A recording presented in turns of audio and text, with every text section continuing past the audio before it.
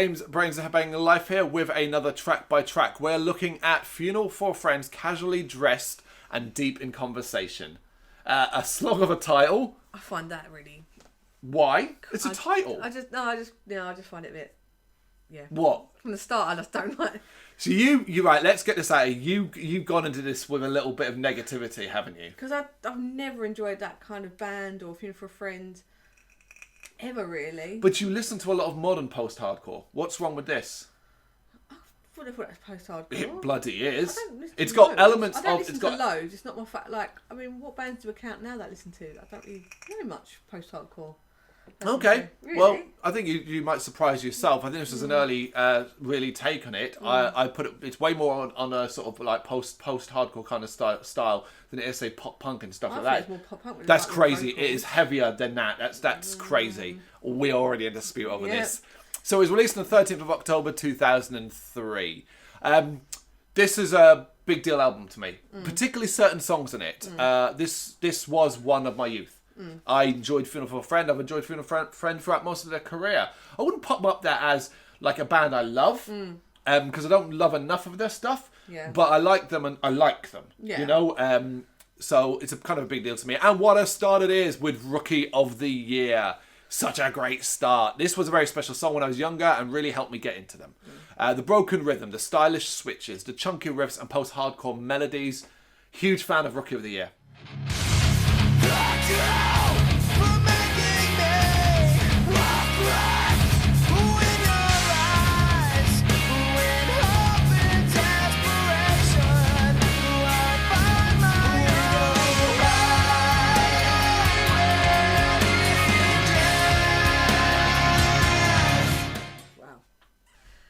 I had none of that. Energetic start, but there's nothing for me. I'm not a fan of them kind of vocals. Okay. So this is going to set me up for like a really hard listen to the album. Like, I never enjoyed it back then. Not something I grew up with. I never listened to anything like hardcore punk, pop punk, rock, which is what this middle's in. See, I think hardcore. No, you'll get confused. Post-hardcore and hardcore, two very different things. Yeah. But yeah, no, I was a bit like, well, okay, this is going to be rough for me. Okay. So. Well, viewers, Funeral for a Friend fans, I'm on your side. Bullet Theory. It's a good second track that continues to showcase the thing that makes Funeral for a Friend a unique proposition. The guitars are particularly strong here. Obviously not. Just nothing grabs me. Like, I just found it... I just don't like the vocal. I don't like... It doesn't grab me. There's no real heaviness to it. I just find it a bit by numbers. So, okay. Yeah. That's fine. It's your opinion. Yeah. Juno?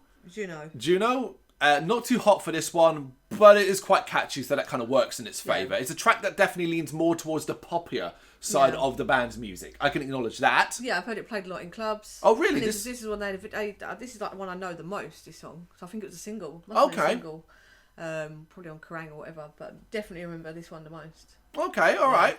Okay, then Bend Your Arms to Look Like Wings. That what I said in the previous one about being poppier, lean towards more pop stuff applies here. This track is what you might more expect from a pop punk band.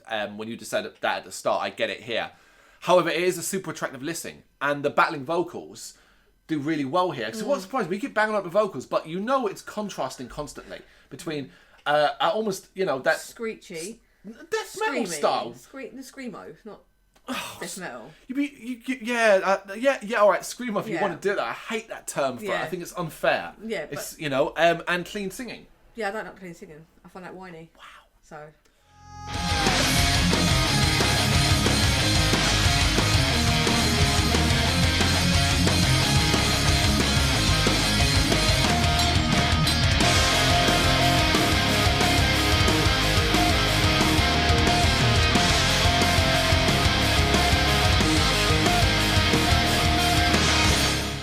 Escape Artists Never Die. Such a banger. There's a reason this is one of their more famous tracks. It's Funeral for a Friend at their most powerful. The guitars take it up such a notch. It's complex and wild, while the vocals also make it such a sing-along. You're going to slam it. I put in my notes, this album is going to kill me. You're a dick. I just find it hard to kind of find something to grab onto. That's a song that grabs you. Escape Artists Never Die is a wicked Funeral for a Friend song. No. Storytelling, a sweeter number, although it isn't lacking in impact thanks to a peppy beat. Yeah, Not a lot to say here. I said not the worst, but again, that went for me. Okay.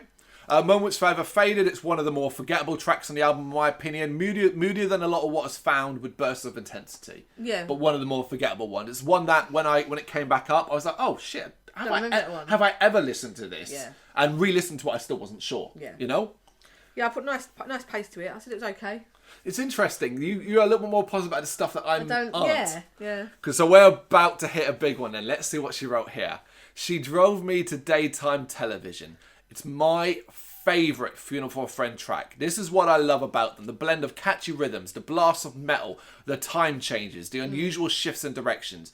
I absolutely love it, and the final minute is spectacular.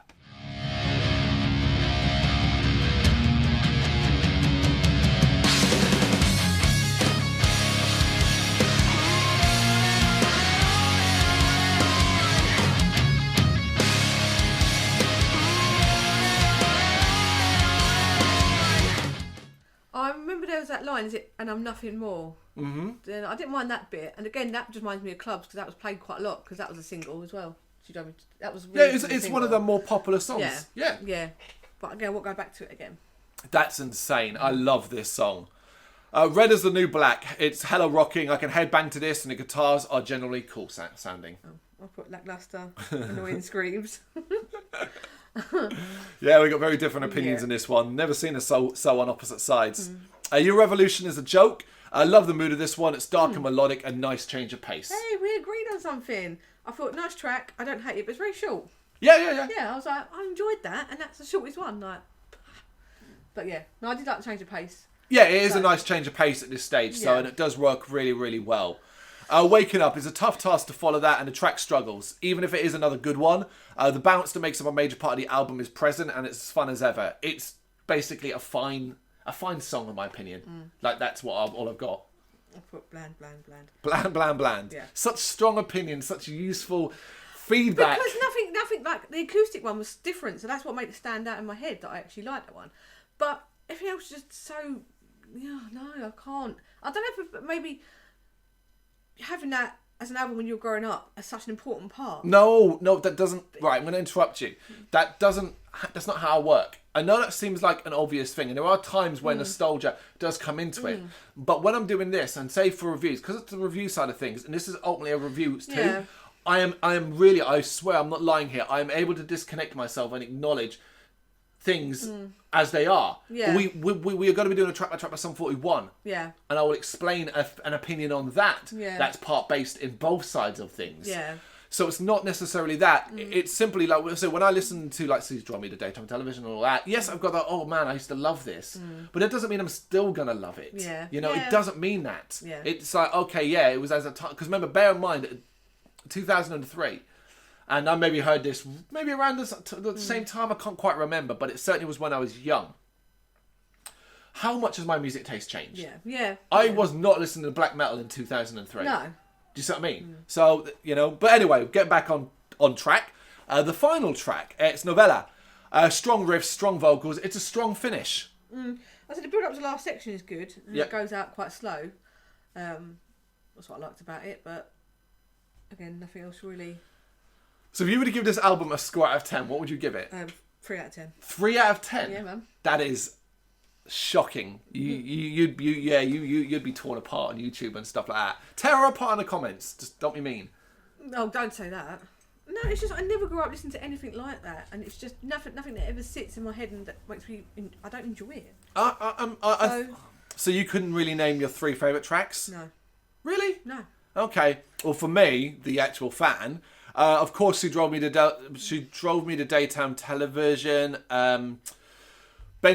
Escape Artists Never Die, and Rookie of the Year. They're the 3. They're the 3 of the more popular tracks on it, but that I am a fan in the sense that I like the popular stuff. Yeah. Do you know what I mean? I'm not like a underground, did you hear their very debut EP, or I listened to the demos and stuff like that. That's not my relationship with Funeral for a Friend. No. I like what makes them popular. Yeah. And that's good enough for me in that sense, you know? And I have good memories, you know, we'll mention this now. I have a good memory of seeing Funeral for a Friend live, which was me, you and Liam.